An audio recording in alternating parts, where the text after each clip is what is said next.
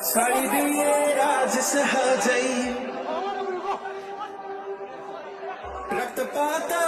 सार्वभौमको विरासतको रूपमा रहेको श्रीपेच र राजदण्ड चिरकाल पर्यन्त सुरक्षित रूपमा राख्ने गरी आजकै मितिमा नेपाल सरकारको जिम्मामा रहने गरी मैले हस्तान्तरण आखिरमै ढाल्यो सान हाम्रो पायौ आखिर न केही